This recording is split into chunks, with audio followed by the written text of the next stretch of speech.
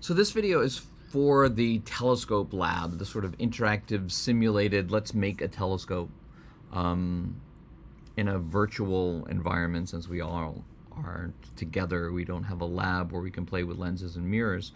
And in the video where we talk about telescopes, we talk about two main kinds of telescopes. There's telescopes that use a lens to form an image. Those are called refracting telescopes. And telescopes that use a mirror to create an image. Those are called reflecting telescopes. And in the simulation, we want to build an example virtually of each of those kinds of telescopes. So the simulator we have looks like this. It's it's called Ray Optics Simulator. And the first thing we need to simulate focusing light is some light. So if we go to Light Source, and all the tools are in these little blue buttons at the top, I can select a beam of light, and then I come down here and I just click and drag, and it makes a beam of light rays that travels across the screen.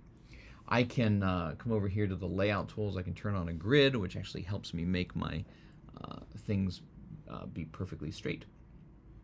And I can actually also zoom in and out. If I go to settings, I can zoom out. I don't know why I'm at 500% here. I can zoom out to a more reasonable zoom. Here is a move tool. If I click on the move tool, I can move my view around. So you can think of this as a beam of light coming from some faraway object, like a planet or a star. And in order to create an image of that object, we need to focus that light down to a point. The simplest way to do that is with a lens. If I take, if I go to the tools here that say glass, and I choose ideal lens, I can come down here in my workspace. I can click and drag and click again, and that makes a lens that focuses that light to a point. That's what we need in order to create an image that we can then magnify. That image could be on a camera, a CCD of a camera, the light sensor of a camera. It could be on a piece of film if it was the 1920s. Or it could be your eyeball. If you put your eyeball there, you would see an image of this focused light. So a ideal lens is assumed by the program to be a converging lens, a lens that focuses light to a point. If you select instead, if I delete that lens and then go back, get a reasonable amount of zoom here. It's very sensitive. If you got a wheelie mouse, it's very sensitive to your zoom level. I can also select spherical lens, and again you click and then click again, and it creates a lens. Let's zoom in on that lens. Actually, it's kind of not big. Didn't fill up my whole light beam. Let me try again. Let me delete that lens. Let's see. Let's select glass, spherical lens. I'm going to click here, and then I'm going to drag down to there. So there's a lens that is, again, converging the light to the point. Notice that if you click spherical lens, it actually lets you alter the shape of the lens. An ideal lens, it just draws as a line. But a spherical lens, it's like a simulation of an actual piece of glass.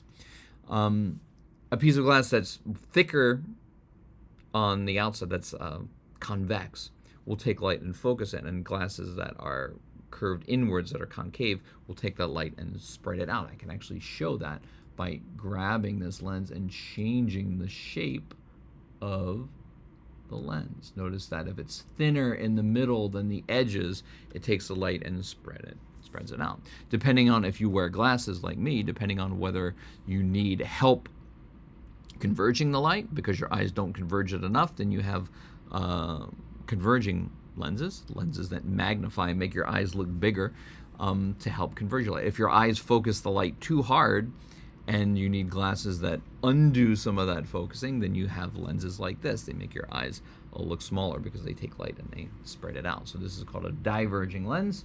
And again, if I make it thicker on the outside, that makes it a converging lens. And the thicker the lens is, the more strongly it focuses the light. If I select spherical lens, I also have if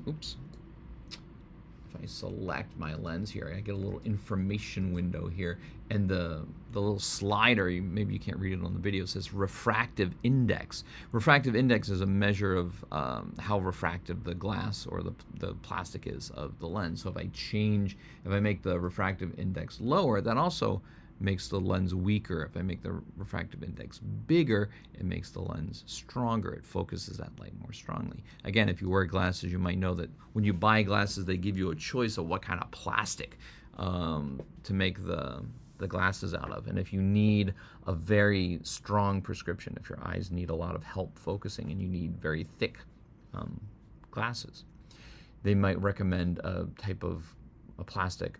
Very few glasses are made of actual glass anymore. They're made of polycarbonate.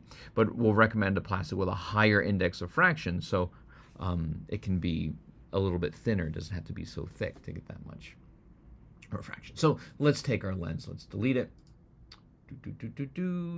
Delete.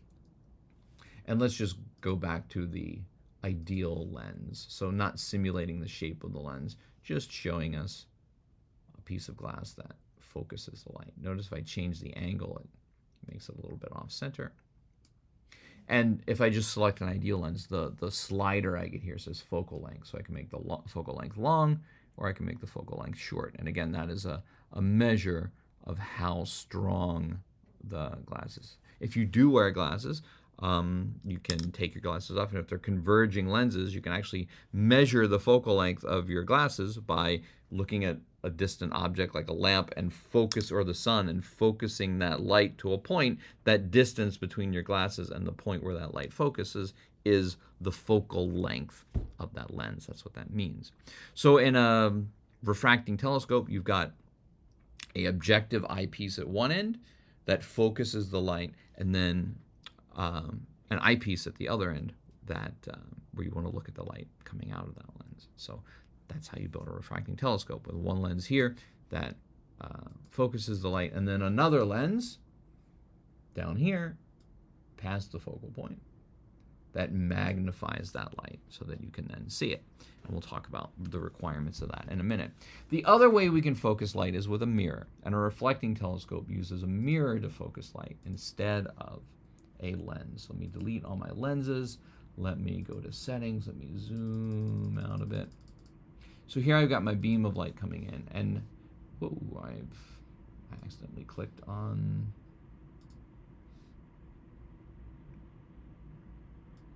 It's really sensitive to scrolling with your fingers or pinching with your fingers to zoom in and out. Excuse me. So if you accidentally, I've got one of these mouses where the surface is a scroll wheel, and so I wind up accidentally scrolling a lot. If you do that, just zoom way the heck out, and then it's easier to just use the zoom buttons over here to zoom in. Move it.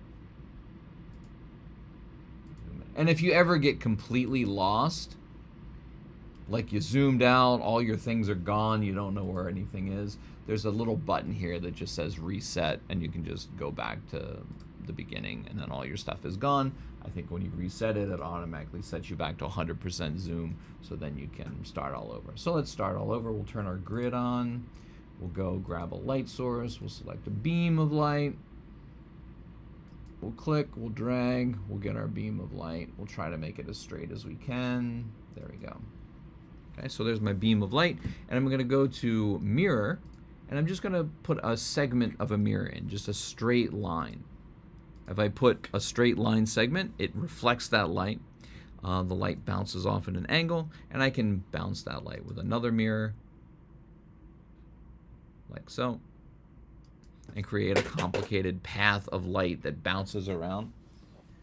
Now, a flat mirror like this doesn't focus light to create an image. It just kind of bounces light around. That's not going to be useful for the part of a telescope that focuses the light so we can actually see a magnified image. What we'll need for that is a curved mirror.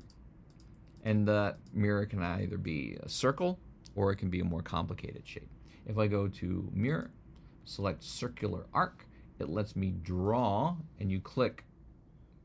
The way it works is you click 3 times, and then after the second time you click, you can move the mouse back and forth, and it changes the curvature of the mirror. So if the mirror is curved outwards and the light hits it, that makes the light spread out. That's not what we want in a telescope. We want to take that light and focus it. So we need the curve to be inward, and you notice if the curvature of that light is, the curvature of that mirror is inward. If light hits a concave mirror, it focuses down to a point. That's what we want in a reflecting telescope. We want to take that incoming light from a star, we want to focus it down to a point. And if you click again, it freezes that shape of that mirror. I don't think you can change it once you've done that. Can I? If I grab it, I can move it, but once you've clicked your second time, you can't change the shape again. Now, a circular arc works fine for reflecting light, although the reflection is not actually focused to a perfect point. The shape that focuses light to a perfect point is called a parabola. So if I go to mirror and select parabolic and click 1, 2 times, I get an arc that might look like it's a circle, but if I bend it really, really far, you can see it's not a circle. It's a more complicated shape called a parabola. But if I make that parabola gentle like this, you can see that that parabola focuses that light to a single point. So a parabolic mirror is the most important part of a reflecting telescope. And then you need to get that light out of that telescope. You need to bounce it out the side. Usually that's done with mirrors. I'm gonna do it. I'm gonna make a mess. Because I don't want to give away what the real answer to this looks like. So let me put a circular arc here. Whoa, hey. That's a bigger mess than I intended. It's not big enough. Can I grab the whole thing and move it?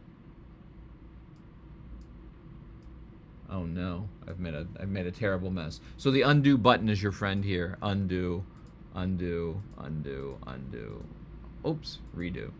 So there's my parabolic mirror focusing light. Let me put a straight mirror in here. Just a segment of a mirror, and I'll make it tilty like this.